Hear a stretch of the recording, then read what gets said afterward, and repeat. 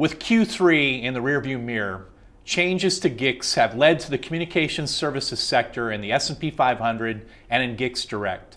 Fundamental characteristics of this index sector and its size and weight in the S&P 500 have changed dramatically from its past as the S&P 500 telecommunications services sector.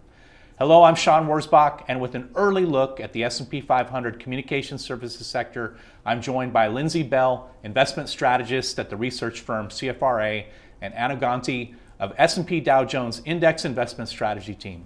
Well, welcome back, Lindsay and Anu. So great to have you here. Thanks for having us.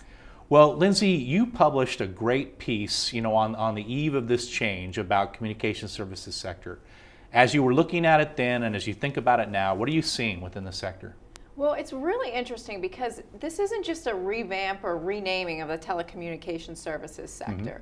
There are two other sectors that are being significantly impacted, and that's consumer discretionary and technology. Both of them are lost more than 20% of their market cap to this new communication services sector. Companies like Netflix and TripAdvisor left consumer discretionary. Facebook and Alphabet left the tech sector to create this new sector. And the new sector, not only is it broader and has more companies, but the makeup of it has changed dramatically. It's become much more cyclical, it's lower beta, and the dividend yield is much lower, which can be a touching point for many dividend investors. It went from the dividend yield went from 5.4% to 1.7%.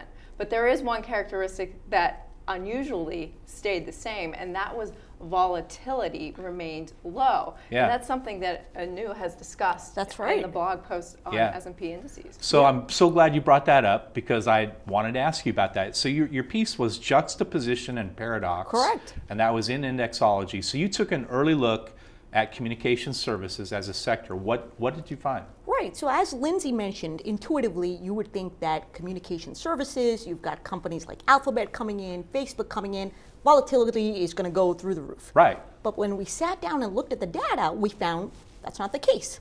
And when we dug into why that is, we can use two concepts, dispersion and correlation, to understand that. Okay. So first, looking at dispersion, the dispersion of communication services is much higher than telecom.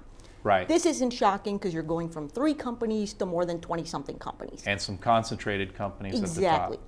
And on the flip side, when you look at correlations, the correlations of communication services is much lower than that of telecom. Okay. Again, that's not shocking to me because you've got fundamental differences between the traditional phone companies with the new high-tech, high-growth companies that are coming in. But when you put it all together and look at volatility, guess what? They're about the same. So you've got high dispersion, which is pulling volatility higher, with lower correlations, which is pulling volatility lower. So it's about the same. So that's just a great insight, I think, for advisors, because that can inform how they might use that sector with other sectors, and that's very surprising. Right, so you've got this juxtaposition, really, of two paradoxically opposing named. Forces. Thank you. Good title. Lindsay, as we look at sectors, tech, healthcare, consumer discretionary, they led in the last quarter, and those 3 sectors outperformed the S&P 5 as well. So I'm curious, as you look forward, like how are sectors positioned? What are you looking at?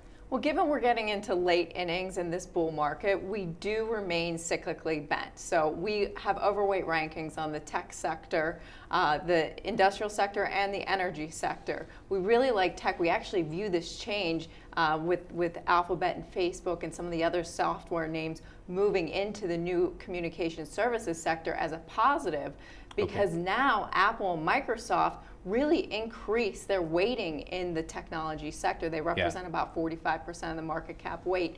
And with the removal of these other companies, you lose the social media risk and the regulatory risk associated with those companies. We think growth is still going to be strong as a factor going forward over the next 3 to 6 months. We just like the tech sectors. We believe earnings are going to be much better than expected because Apple's and Microsoft's numbers have come down. We see these companies beating in the next quarter and raising guidance. Great. And a new last question to you. We've talked in the past about the sector dashboard, the monthly sector dashboard that you created. You've also created an industry monthly dashboard. As you look at communication services within the framework of that dashboard, what are you seeing in terms of like a compare and contrast to the other sectors? Well, one interesting thing we're seeing is we have value scores and growth scores in our dashboards. Interesting. And when you add communication services, it has a high growth score, along with sectors like, say, consumer discretionary. And this is interesting because it's a way to look at sectors from a factor perspective and think Right. about which sectors do I want to be in to get exposure to, say, growth versus value versus other factors. And finally, these high growth sectors, they tend to be high dispersion sectors.